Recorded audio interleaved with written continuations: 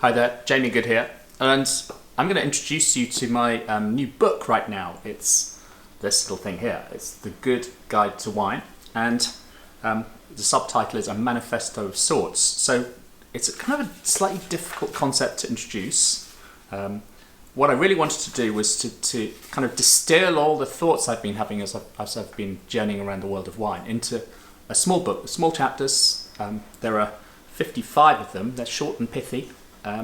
And really in the style of an old sort of school manifesto, discuss some of the ideas and throw things out there and really to prompt thought and discussion and ideas on the part of the reader. So I'll just read a little bit from the preface. Herewith, a wine manifesto of sorts. Why? It's an attempt to gather together some of my thoughts about wine in a series of short, targeted chapters. For the last few years, I've been spending most of my time on the road, visiting wine regions, meeting wine producers, taking part in conferences and tasting. I've even spent time in wineries during vintage. I've learnt a great deal, but because wine is such a complicated, fragmented topic, I suspect a lifetime of travel is needed to understand this world fully.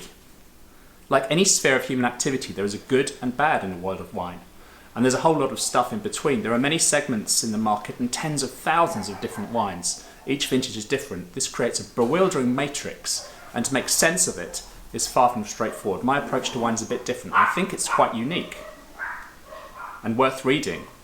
If I didn't, I wouldn't waste your time in writing this book and expect you to waste your time reading it. I was trained as a scientist, but I'm an artist at heart. I have a PhD in plant biology, and I've worked as a science editor for 15 years before I gate-crashed the wine world. But while I'm a scientist, I'm not a scientific fundamentalist. I acknowledge there are different ways of seeing the world, and while science is useful, essential even, we need to acknowledge that a purely scientific narrative gives us an incomplete story in life and in wine. So where should wine be heading? I make some suggestions. I look at the way we perceive wine. I ask, is wine special, and why? I poke good-natured fun at some of the sillier aspects of the world of wine. And where necessary, I warn, but all this, of course, is from my perspective. I don't expect everybody to agree. In essence, this book provides a philosophical underpinning for fine wine. It's our philosophy that shapes how we act, yet we rarely verbalize these principles and theoretical insights. This book is intended for a broad spectrum of readers, including interested consumers and those in the wine trade. Whether you're drinking, making, selling, or marketing wine, there are specific chapters addressed to you.